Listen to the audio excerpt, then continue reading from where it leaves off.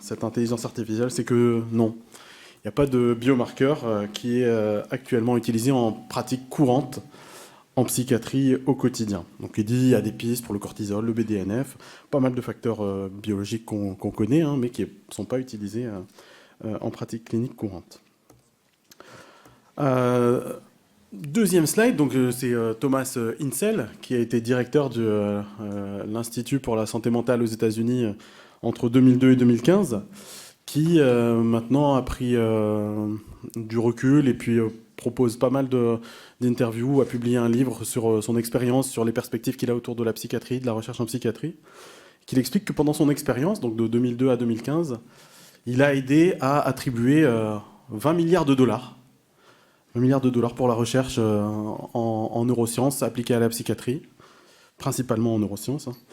Et il conclut quand même une de ses interviews, que vous pouvez retrouver dans le New York Times, que ces recherches, elles ont quasiment pas offert de bénéfices aux patients.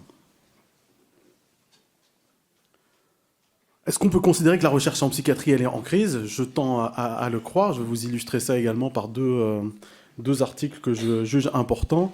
Des articles qui viennent du champ de la méta-recherche, la recherche sur la recherche, avec un des grands représentants qui est John Ioannidis à Stanford aux États-Unis.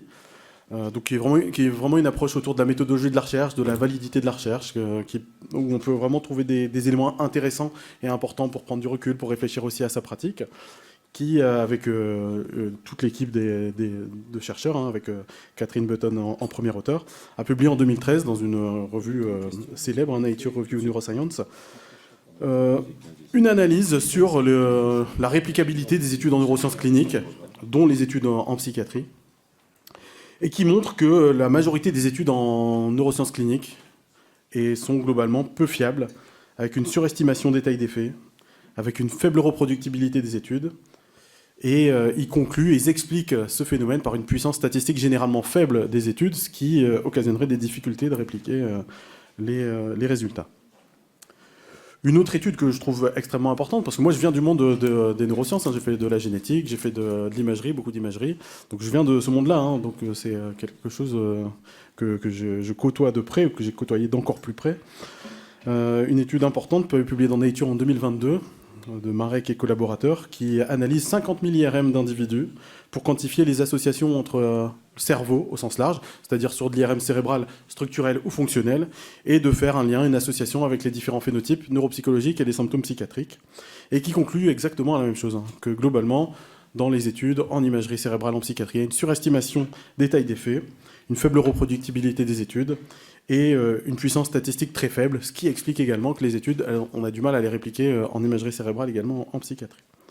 Donc ils concluent tous les deux sur cette puissance statistique très faible, donc c'est intéressant d'un point de vue statistique, d'un point de vue méthodologique, mais d'un point de vue de psychiatre, notamment de psychiatres qui s'intéressent à la sémiologie, on peut considérer que sans maîtrise, la puissance n'est rien. Et la maîtrise, c'est quoi? C'est pour moi, ainsi que pour d'autres, notamment les membres de l'AESP avec qui on travaille sur ces questions depuis plusieurs années. La maîtrise, on pense que c'est la sémiologie. La sémiologie, quand on s'y intéresse de près, la sémiologie psychiatrique, quand on s'y intéresse de près, on s'aperçoit qu'elle a des fondements assez fragiles. Il faut savoir d'où la sémiologie psychiatrique elle vient. La sémiologie psychiatrique, elle a été développée par les aliénistes au XVIIIe siècle, sur le modèle de la sémiologie médicale, donc sur le modèle par exemple de l'école de Laennec, l'école de Paris, qui s'intéressait beaucoup à l'auscultation, l'examen du thorax. Mais la sémiologie médicale s'appuyait sur le postulat anatomoclinique qui était la règle à l'époque, c'est-à-dire qu'un signe, un symptôme avait une lésion dans un tissu sous-jacent qui expliquait le signe ou le symptôme. Les aliénistes ont dit, en psychiatrie ou dans l'aliénation mentale, on est sur le même principe, on va trouver des lésions qui expliquent les symptômes. Donc il y a eu beaucoup d'autopsies, d'analyses de cerveau, etc., qui n'ont pas montré de résultats flagrants.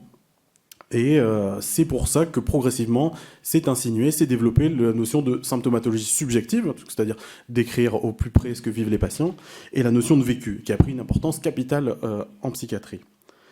Il y a eu plusieurs développements par la suite, après ce développement de la sémiologie psychiatrique, qui ont construit, qui ont façonné, qui ont aussi apporté leur influence sur la sémiologie psychiatrique. Il y a eu les nosographistes du XIXe siècle, donc, qui observaient les malades, mais dans des contextes assez particuliers, hein, des contextes d'asile, pendant plusieurs mois, voire plusieurs années. Donc, ce qui a bien entendu un impact sur la façon dont on observe les symptômes. Il y a eu ce qu'on appelle la révolution psychothérapeutique dans la préface de Tim Sidbertier en 80, où c'est notamment la psychanalyse qui a aussi influencé le vocabulaire, la façon dont on peut concevoir les symptômes, et les classifications internationales, qui est un peu l'étape actuelle, même s'il y a des alternatives qui se proposent. Qui ont permis de parler le même langage. Donc, qui ont permis de parler le même langage et même de définir une certaine objectivité quand on suit une définition assez simple de l'objectivité qui correspond au fait qu'une donnée objective correspond à des observations empiriques et que les conclusions elles doivent être reproductibles par d'autres observateurs. Donc, si on suit cette définition, on peut considérer que les classifications internationales permettent de faire des diagnostics objectifs et parce qu'il y a une très bonne reproductibilité des diagnostics en psychiatrie, même mieux que dans certains troubles neurologiques ou dans d'autres spécialités. Et donc, il est généralement admis qu'avec les classifications internationales, on peut faire des diagnostics psychiatriques objectifs. OK, on peut rester là et dire on a des bonnes classifications, on a des bonnes descriptions des maladies mentales, on les définit très bien, clairement. C'est qu'une question de technique. On va développer des meilleures analyses, on va développer des meilleurs algorithmes, et un jour, on va trouver la cause de la maladie mentale, comme on a pu croire quand on a découvert la neurosyphilis, que c'était la cause de l'aliénation mentale. On peut considérer qu'on est dans cet état d'esprit à l'heure actuelle. C'est une question de technique, ça va venir. Ou on peut réfléchir autrement, notamment en impliquant des mécanismes autour de d'où vient la sémiologie et qu'est-ce qu'on peut en faire à l'heure actuelle. Donc je vais vous proposer une réflexion par rapport à la sémiologie et la clinique de la dépression. Donc la dépression également, enfin, elle s'est construite dans le même contexte.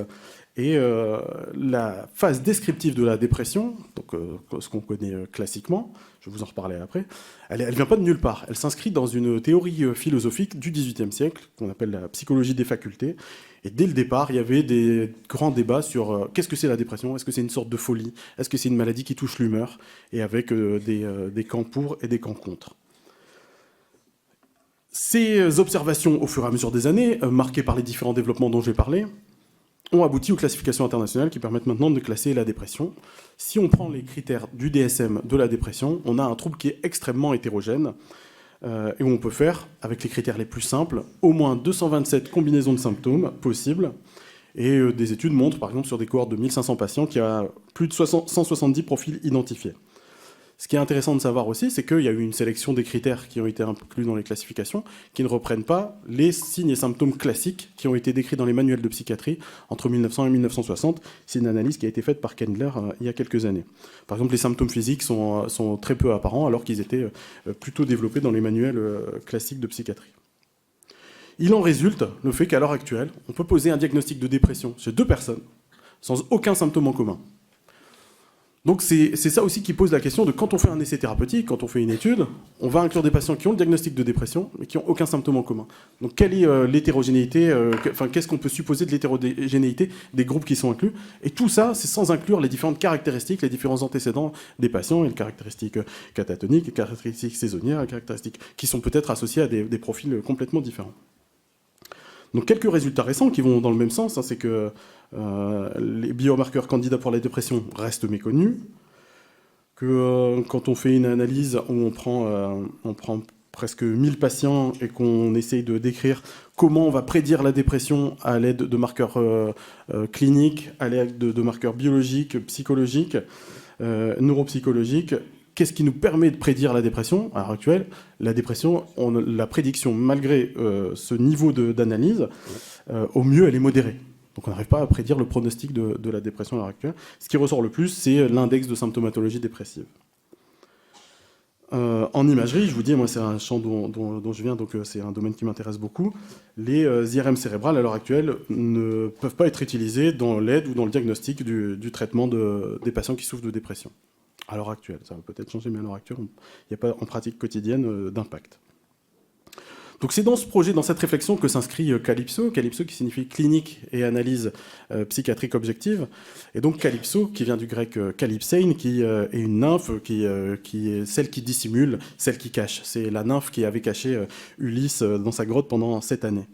Et donc l'idée de Calypso, c'est de révéler, de rendre visibles et mesurables des manifestations cliniques qui jusqu'à maintenant étaient cachées.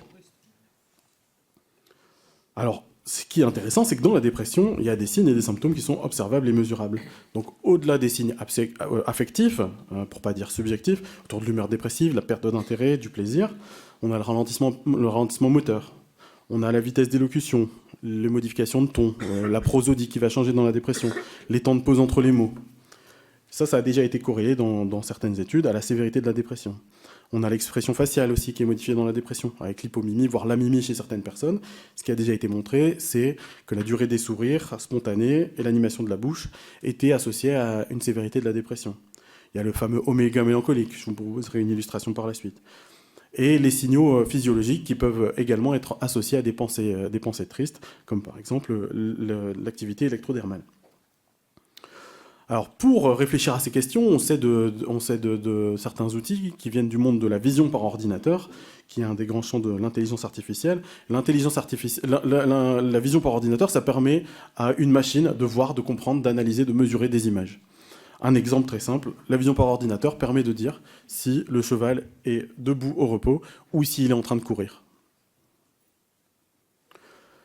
Dans Calypso, l'idée c'est de prendre les différents éléments qui sont perceptibles en entretien et de prendre un patient qui souffre de dépression et de recueillir des données, je vous montrerai après comment on fait, des données qui concernent les émotions faciales, qui concernent la posture, la marche, la voix, et couplées avec des analyses standardisées, parce qu'il faut bien avoir un point de départ, et des données physiologiques grâce à un bracelet qui est très peu invalidant.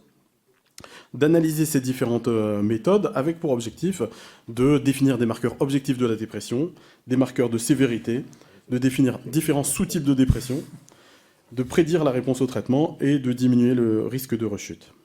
De prédire par exemple le risque de rechute, pas de diminuer. Les informations nécessaires, on a considéré que c'était les informations nécessaires lors d'un entretien avec un clinicien pour établir un diagnostic.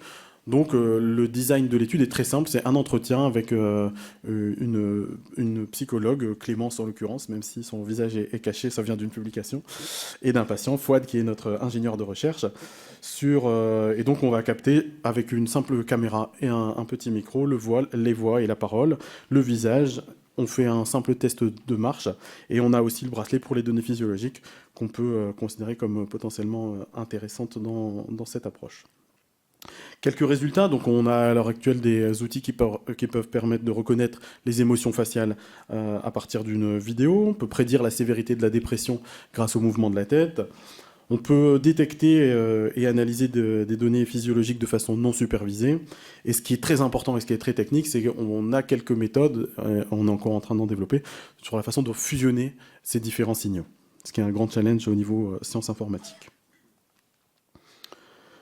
D'autres résultats, donc ça c'est le premier article qui va être publié sur cette cohorte, sur la prédiction de l'anxiété dans la dépression grâce au mouvement de la tête, avec une prédiction et un coefficient de détermination à 0,87, le maximum étant de 1, donc un modèle très précis d'un article qui vient d'être accepté. Là, je vous montre quelques exemples de marche d'un patient sans dépression, un patient qui souffre de dépression mélancolique, un patient qui souffre de dépression bipolaire. On peut voir à l'œil nu qu'il y a des différences, mais tout ça, on va le mesurer et l'analyser pour évaluer les différents sous-types de dépression. Je vous parle du oméga, donc le oméga mélancolique classique pour définir la dépression, qui a été décrit par Darwin dans son livre sur l'expression des émotions chez l'homme et l'animal. Et en fait, le oméga mélancolique, ça correspond à la contraction de certains muscles qu'on appelle des action units. Et donc, la contraction de ces muscles, on peut les extraire grâce à des marqueurs, juste avec une vidéo. On n'a pas besoin de coller quoi que ce soit sur la tête du patient. On extrait des marqueurs et ensuite, on va détecter les moments où ces trois muscles se contractent au même moment. Et donc, on va considérer que c'est le oméga mélancolique. Donc, en conclusion, je pense qu'il est urgent d'améliorer la validité des troubles psychiatriques. La validité correspond au concept de mesurer ce qu'on est censé mesurer. Les classifications actuelles, elles s'inscrivent sur des bases fragiles et organisées sous l'influence des théories philosophiques du XVIIIe siècle, ce qui est soulevé par Kendler régulièrement dans ses articles passionnants. L'objectif, c'est d'améliorer l'homogénéité des groupes cliniques pour les études en psychiatrie et en neurosciences. Et de noter aussi, enfin ça c'est quelque chose que je veux souligner, c'est que les biomarqueurs, ils peuvent être complètement cliniques. La méthodologie, elle est également en train d'être appliquée au trauma et au PTSD. Fabien vous le présentera par la suite. Et on a commencé par la dépression comme paradigme, pour citer Robert Burton dans Anatomie de la mélancolie, parce que la tour de Babel n'a jamais produit une telle confusion des langues, comme le chaos de la mélancolie produit une variété de symptômes. Je vous remercie, et je remercie toute l'équipe qui travaille sur Calypso.